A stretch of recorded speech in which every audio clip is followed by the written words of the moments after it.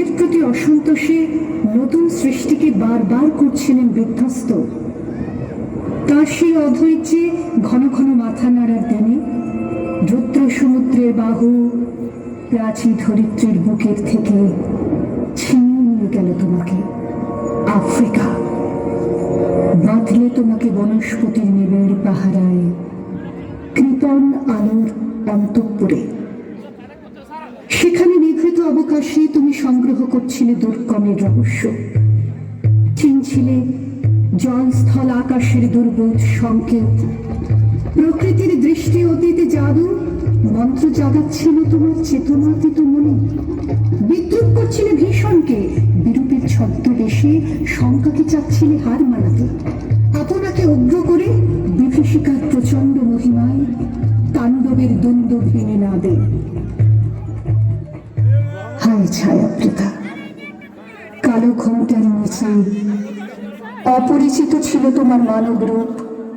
উপেক্ষার আবিল দৃষ্টিতে এলোরা লোহার হাত করে নিয়ে নখ যাদের তীক্ষ্ণ তোমার নেকড়ের চেয়ে এর মানুষ ধরার তল, গর্বে যারা অন্ধ তোমার সূর্যহারা অরণ্যের চেয়ে। সভ্যের পরপর লোভ নগ্ন করলো আপন নির্লজ্জ অমানুষতা। তোমার ভাষাহীন ক্রন্দনে বাষ্পাকুল অরণ্য পথে পঙ্কিল হলো ধূলি, তোমার রক্তে অশ্রুতে মিশে। দস্যু পায়ের কাটা মারা জুতোর তলায় বিভৎস কাদার পিণ্ড চিরচিহ্ন দিয়ে গেল তোমার অপমানিত ইতিহাসে। সমুদ্রপাড়ে সেই মুহূর্তে তাদের পাড়ায় পাড়ায় মন্দিরে বাজছিল পূজার ঘণ্টা। সকালে সন্ধ্যায় দয়াময় দেবতার নামে শিশুরা খেলছিল মায়ের কোলে। কবির সঙ্গীতে বেজে উঠছিল সুন্দরের আরাধনা। আজ যখন পশ্চিম দিগন্তে প্রদোষকাল ঝঞ্ঝা বাতাসের ঊর্ধ্বশ্বাস, যখন গুপ্ত গহ্বর থেকে পশুরা বেরিয়ে এলো, অশুভ ধ্বনিতে ঘোষণা করল দিনের অন্তিম কাল।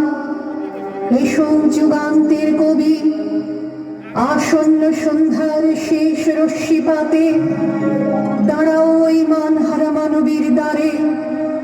বলো, ক্ষমা করো হিংস্র প্রলাপের মধ্যে, সেই হোক তোমার সভ্যতার শেষ পুণ্যবাণী।